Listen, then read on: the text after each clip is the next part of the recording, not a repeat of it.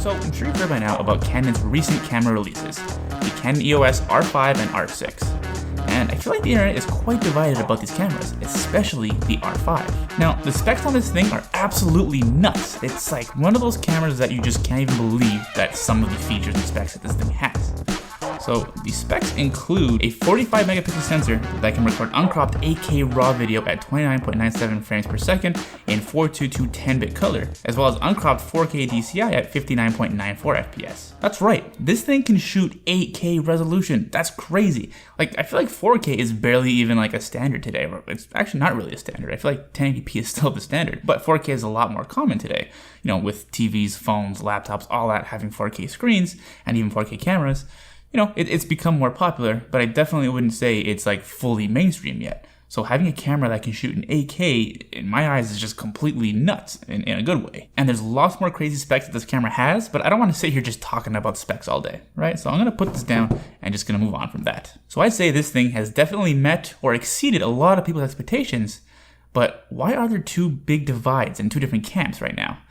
Those people that absolutely love it, and those people who are just completely bashing it. Well, first off, I'm probably going to get a lot of hate for talking and speaking my mind about this topic right now, but whatever, I don't really care. I feel like it's important to just be honest and speak our minds about stuff like this. But the reality is, you can't please everyone. I feel like, there's so many people had high expectations for this camera, and then when the specs came out and released, it met those expectations and, like I said, did exceed a lot of people's expectations.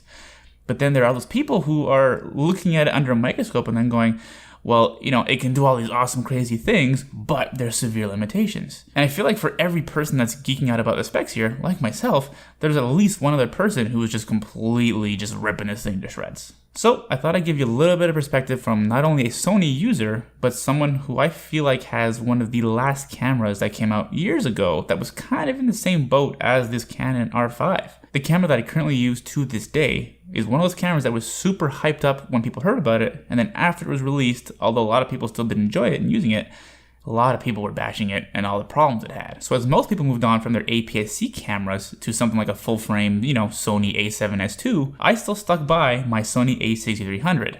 I just really didn't feel like there was much of a reason to jump to a full-frame camera when I had a lot of other awesome and great features in my own camera. So the a6300 not only shoots in 4K resolution, which was a big deal at the time when it first came out, it's actually recording it at 6K resolution and is downsampling it into 4K. So the reason why this is a great feature is because it's collecting a lot more detail and data, and it's just kind of compressing and shrinking it down into a 4K resolution. So this video footage from this camera is actually quite a bit more detailed and sharp than just a regular standard camera that is filming it directly at 4K resolution. And it had plenty of other good features at the time, especially considering the compact form factor of this camera, and it was all for around $1,000 when it first released. So that was kind of like unheard of at the time to have those kind of specs in that price point.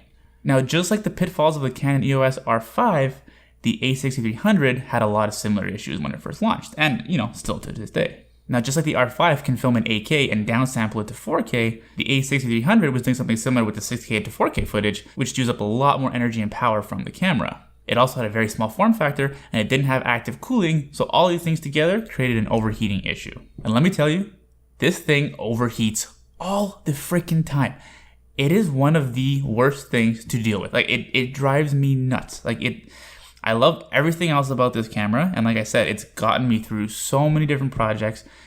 I love the quality of the videos, I love everything else about it, but the overheating issue, it just drives me nuts.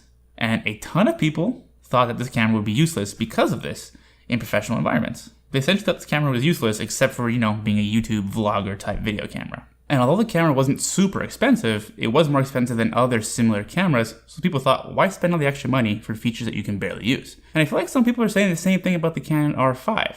Now, plenty of people have been arguing that this whole overheating issue with the R5 only happens when you're filming in 8K. Other people are arguing that it happens when you're filming in the 8K downsample to 4K. Then there's those people who say that, in actual tests, it's also happening when you're just filming regular in 4K in warmer environments. So it just seems like across the board, this camera is starting to overheat and could be a big problem for a lot of people. But does that mean you shouldn't get this camera for professional use and that it's a waste of money to pay for all these extra features that you can't really use all the time?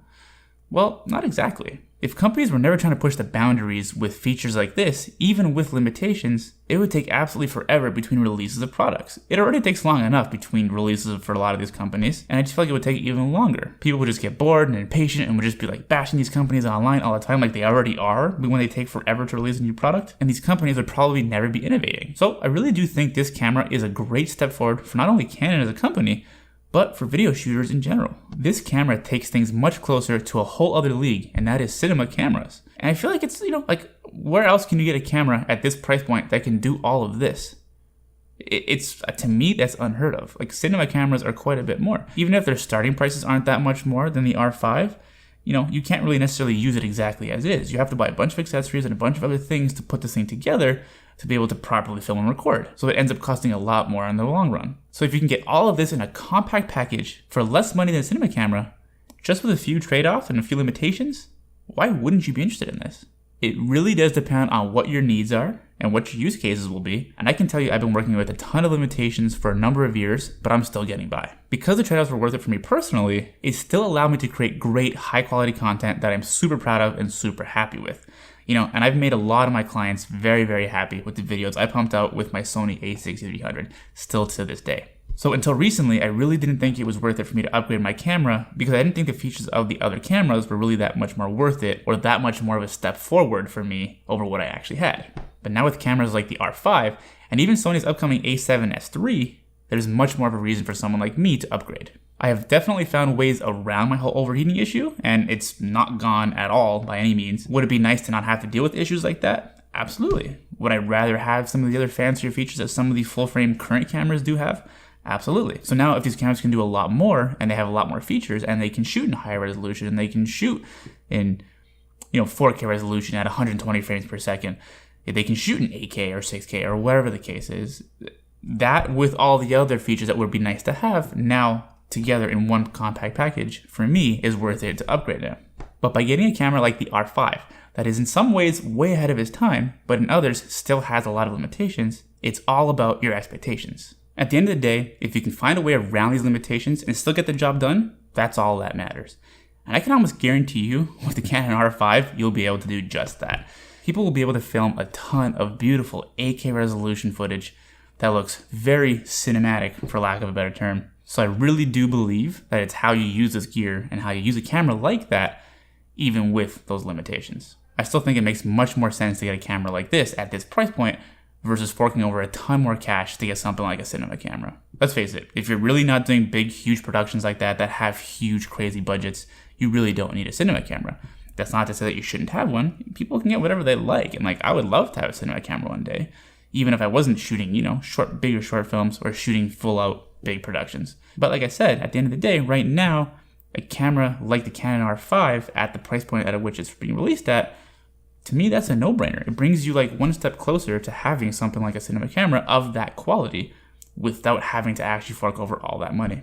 I'm personally, like I said, just about ready to upgrade my camera, and I'm not gonna lie, the Canon R5 is quite appealing even with all of its flaws, but I'm probably still gonna hold out for something like the a7S III, because I've been shooting in the Sony ecosystem for quite a while now, and I'm probably gonna keep my two Sony a6300s as B cameras, so I feel like it makes more sense for my next camera to still be within that Sony ecosystem. It'll just make things a lot more efficient and fluid for me, but it really doesn't mean that I think that this Canon R5 is not a fantastic camera. I really, really do think it is, and I've thought a lot about this over the past few days as everybody else was posting their videos on it and talking about it. I kind of went back and forth on if I do think it's worth it, if I don't, and I really, really do think that dealing with all these limitations, but to have the kind of features and awesome specs that it has, I really do think it's all worth it in the end. Remember, it's not about the camera or gear that you have. It's about how you use it. And I know we're talking about basically super cameras here that aren't cheap. It still is quite a bit of money. It's quite expensive. And I know people love throwing around the line about how it doesn't really matter what you have. Just, use whatever you've got to pump up whatever content you can create. But like I said, what does matter is having gear that fits your needs. But what's more important is your ability to use that gear to create great content and tell great stories. That will always trump having the best camera in the world.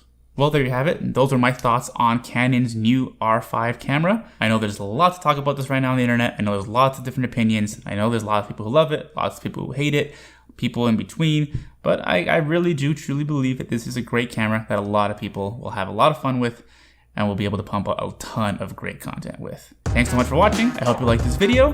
If you did like it, don't forget to hit that thumbs up button right down there below, and don't forget to hit me right in the face, right up there, to subscribe to my channel. There's lots more cool stuff coming your way, so you're gonna want to stay tuned.